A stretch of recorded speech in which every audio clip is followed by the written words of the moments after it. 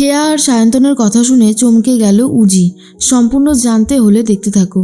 গল্পের শুরুতেই দেখা যায় খেয়া কোনোভাবেই ভুলতে পারছে না তার সাথে ঠিক কী হয়ে গেছে। আর অন্যদিকে উজি নিজের দিদির বিয়ে নিয়ে এখন ব্যস্ত হয়ে পড়ছে। উজি ফোন করে কথা বলতে থাকে নিশার সাথে আর বলে, দিদি তোর বিয়ের আয়োজন কিন্তু ধুমধাম করে হবে। আমি কিন্তু আগের থেকেই বলছি, তুই কিন্তু আমাকে কোনো কিছু করতে বারণ করবি না। নিশা তখন বলে, বেশ বেশ, তোর যা ইচ্ছা তুই কর, তাতে আমার কিছু যায় আসে না, কিন্তু একটু বুঝে শুনে করিস, এই আর কি। তা জিৎ বসু কোথায়, তার সাথে একটু কথা বলা যাবে? এরপরে জিতের সাথে কথা বলতে শুরু করে ফোনে নিশা আর বলে, তাহলে কেনাকাটা শুরু করতে হবে তো, হাতে তো আর সময় বাকি নেই। তখন পুলিশবাবু বলে, একদমই তাই, আমিও চাইছি যত তাড়াতাড়ি সম্ভব আমাদের কেনাকাটাটা যেন হয়ে যায়।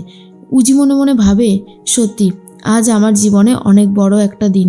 সেই দিদি যে কিনা বিয়ে করতে চাইতো না, সে এখন নিজের থেকেই বিয়ে করতে চাইছে। সময় হয়তো এইভাবেই বদলে যায়। আমার তো বেশ ভালো লাগছে। এর মাঝখানে দেখা যায় পুলিশ জিৎ বসু ভাবে, নিশা আমি জানি তুমি একজন অপরাধী। এসব জানা সত্ত্বেও আমি তোমাকে বিয়ে করতে রাজি হয়েছি, কারণ আমি তোমাকে ভালোবাসি।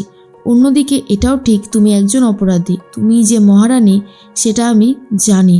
তাই তোমাকে প্রমাণ সমেত ধরব বলেই এই ফন্দিটা আমি এঁটেছি। এর মাঝখানে দেখা যায় যে ঋষি অনেক বড় একটা বিজনেস অ্যাওয়ার্ড পেতে চলেছে। আর এটার জন্য ঋষির বাবার ভীষণই আনন্দ হয় আর বলে, ঋষি আমি ভাবতে পারছি না যে এইবারে তুই এত বড় একটা অ্যাওয়ার্ড অ্যাচিভ করেছিস। আমার কিন্তু দারুণ আনন্দ হচ্ছে। ঐশী শোনার পরে রীতিমতো ভাবে, ভাই অ্যাওয়ার্ড পেয়ে গেল আর আমি কিছুই করে উঠতে পারলাম না। এর মাঝখানে ঋষি বলে, সবটাই তোমাদের জন্য সম্ভব হয়েছে বাবা। তোমরা যদি আমাকে সাপোর্ট না করতে, আমাকে ভরসা না করতে, আমাকে এত বড় দায়িত্ব হাতে তুলে দিতে না, তাহলে আমি কি কিছুই করতাম বলো? কিছুই করতে পারতাম না। এর মাঝখানে কাকুমণি থেকে শুরু করে সবাই খুব খুশি হয়ে যায়। ঐশী কোনোভাবেই খুশি হতে পারে না। আর এরপরেই তখনই চলে এসেছে বাড়িতে উজি। উজিকে খবরটা দেয় ঋষির বাবা। তখনই উজি বলে, আমার কাছে আগে থেকেই খবর আছে বাবা, আমি জানি, কারণ আমাদের তো অনেক বড় একটা দায়িত্ব পড়েছে। ওই যে শুভেন্দুবাবু, উনি তো অনেক বড় বিজনেসম্যান, আর উনি যখন এখানে আসবেন ওনার সমস্ত নিরাপত্তা আমাদেরকেই দেখতে হবে, কারণ ওনার যারা শত্রুরা তারাও তো খুশিতে থাকবে ওনাকে টার্গেট করার জন্য। আমি সবটাই শুনেছি। কংগ্র্যাচুলেশনস ঋষি, তুমি জীবনে আরও অনেক অনেক বড় হও, অনেক বড় বিজনেসম্যান হও, তোমার জীবনের সমস্ত স্বপ্ন যেন পূরণ হয়। তখনই ঋষি বলে, সবটাই জানো তো আমার পরিবারের সাপোর্টের জন্য সম্ভব হয়েছে, না হলে কিছুই হতো না। এর মাঝখানে তখনই ঋষির বাবা ঐশীকে বলে, কিরে ঐশী, তুই তোর ভাইকে কংগ্র্যাচুলেশন বলবি না? ঐশী আর কিছু বলার মতন অবস্থাতেই নেই। এর মাঝখানে দেখা যায় রাত হয়ে গেছে। সায়ন্তনের মা সায়ন্তনকে খেতে ডাকে আর সায়ন্তন খেতে শুরু করেছে যাবে, তখনই চলে এসেছে ফোন করেছে খেয়া। খেয়া ফোন করে বলে, আপনি যেভাবে আমাকে বাঁচিয়েছেন, বারবার যতবারই ভাবছি ততবারই গায়ে কাটা দিচ্ছে। আপনি যদি সঠিক সময় না আসতেন তাহলে ঠিক আমার কি অবস্থা হতো। সায়ন্তন বলে, আরে না না, আপনি এসব নিয়ে একদম ভাববেন না। আমি না থাকলেও কেউ না কেউ আপনাকে বাঁচিয়ে দিত। আর এটা তো আমাদের নৈতিক কর্তব্য। আমরা সমাজে বাস করি, আমরা মানুষ, আমরা একে অপরের পাশে দাঁড়াবো, এটাই তো স্বাভাবিক ব্যাপার, তাই না? খেয়া তখন বলে, এই স্বাভাবিক ব্যাপারটাকেই এখন অনেকে ভুলে যাচ্ছে।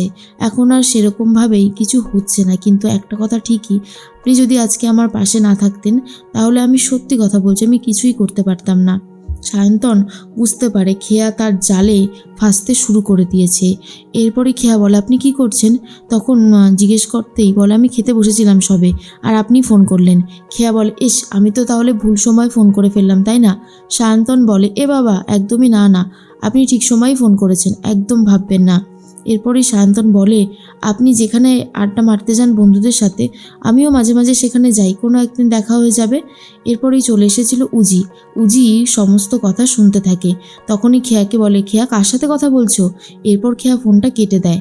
তখনই উজি বুঝতে পারে যে খেয়া হয়তো প্রেম করছে কারুর সাথে। আর জিজ্ঞেস করতেই খেয়া বলে, বৌমনি তুমিও না পারো বটে। উজি বলে, আমি কিন্তু শুনেছি তুমি কিন্তু বেশ দেখছি লজ্জা পেয়েছো, আর তার মানে তুমি কারোর সাথে প্রেম করছো।